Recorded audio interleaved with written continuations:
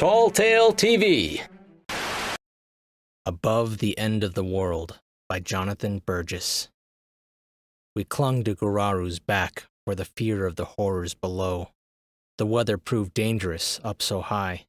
Rain made our footing treacherous. The air was bitter and cold. Some measure of comfort could be had among the towering spines of bone running the length of the great beast's back, but when he turned his flank against the wind, it was all we could do to hold on and trust in our scavenged climbing gear.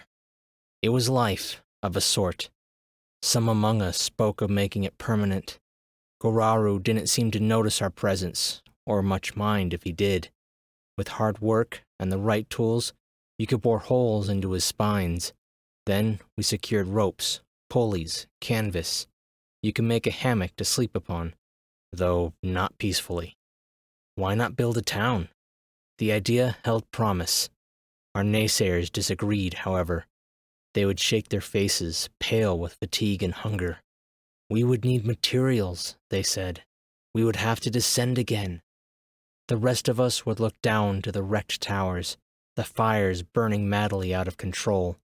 Guraru traveled always towards the cities, it seemed. At the outskirts, he slowed, stopping in the heart of each ruin for an hour's time before moving on again. 1 hour, never varying by even a minute. The reason escaped us, like so much of the world today. Thus we saw them all, passengers in a cataclysmic travelogue. Sydney, Tokyo, hollowed-out Hong Kong, broken Beijing.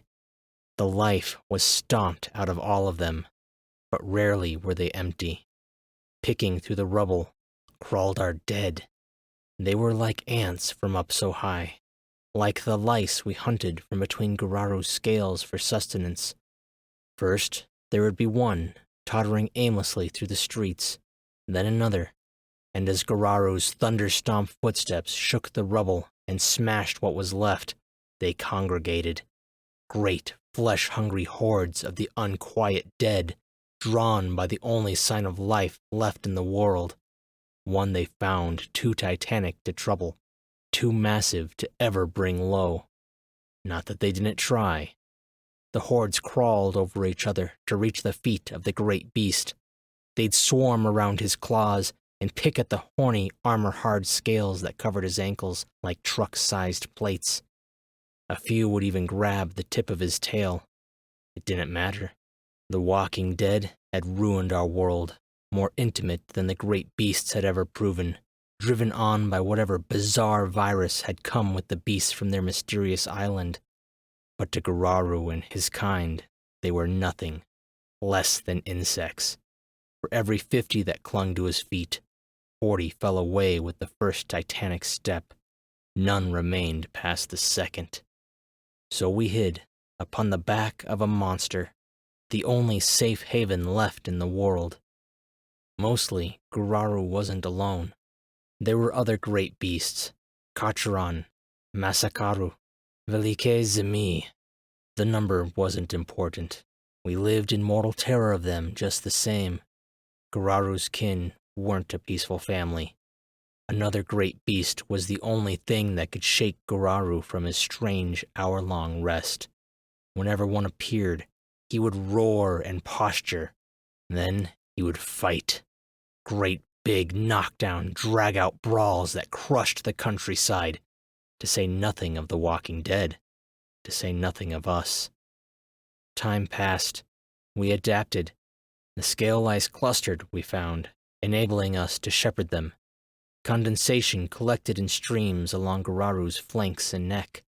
We learned to live without sure footing and to hold tight when the world shook. What else could we do? No other haven made itself apparent. Everywhere we went, the cities were flattened by behemoth tread or hollowed out by undead hunger. Eventually, a decision was reached. The naysayers were quieted and a plan concocted. At the outskirts of Los Angeles, some of us descended. It was terrifying. Our climbing picks were growing blunt. Our ropes were worn. We compensated with forced expertise. From mid-back, we rappelled in a measured fall, and then slid down Horny Plate. Scale lice skittered in panic at our passing. We watched them get whipped away by errant gusts of wind, an object lesson. The sun rose as we reached the ankle. As expected, Goraru slowed among the tattered finery of Beverly Hills. His weight settled, and he came to a stop, for reasons mysterious as ever. We hammered pitons into his scales, attached to lines. Then we descended to shattered asphalt, fighting off land sickness. We grabbed boards from storefronts, scavenged tools from houses, cut away tarps, flags, anything with cloth. These would be the seeds of our sky-high steading. Someone found an unopened can of peaches. He could not stop crying. They came then, those first few that always presaged the groaning hordes of hungry dead. We fled, hauling our illicit treasures back to the lines dangling from on high. They surrounded us as we worked, our remnant cousins, forgotten friends, and perfect strangers. A roar great stopped us all. Not Goraru. Along the horizon to the west, on the ruins of Santa Monica, where the city met the sea, another great beast was rising. Kachiran, towering and awful. Our time was out. Goraru shifted, snorted, bellowing his own sky-shattering defiance. A mile distant there was thunder as a toppled skyscraper finally collapsed. We worked on. What else could we do? The horde grew on the ground as Goraru half-turned to face his opponent. Feverishly, we anchored the scavenged materials, spending our chance at escape for the future of those above. One of our number threw himself into the horde, buying time for us as Goraru shifted again. Done. As knots tightened and carabiners clicked, we turned to join our lost friend with makeshift weapons at the ready. But Goraru did not leave. Kachiran roared again from the sea, yet Goraru did not answer. Struck by this, even under the threat of rotting claws, we glanced back up to see Goraru peering down at us, waiting. We fled, fighting the dead as we went, clambering up just in time, just as the great beast lifted his foot.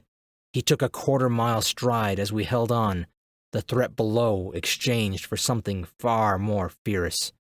The struggle with Kachiran was titanic. We hunkered along the back of Goraru's knee, terrified in so many ways. In the end, our great beast was victorious, as always. So we ascended, slowly up his thigh and hip, the scavenged materials coming with us. The sky was bright when we reached the shoulder spines and our friends. There, we built home upon the back of a monster. A renegade wordsmith and unrelenting raconteur, Jonathan Burgess has forsaken the more traditional paths of publishing in order to blaze his own trail.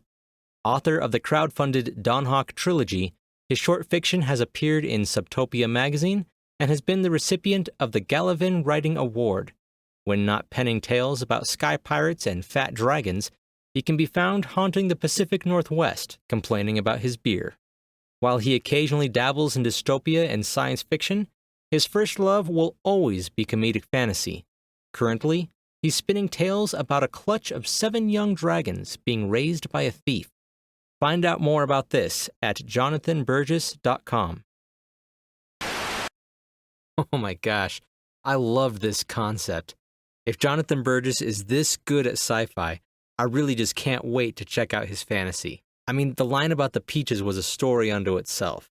You guys gotta check out his website and sign up for his newsletter. But before you go, make sure to subscribe for more short stories and book excerpts. Or, if you're an author with a story, you can head over to talltale.tv.com for submission guidelines. I'm Chris Herron, and that's it for today's Tall Tale TV.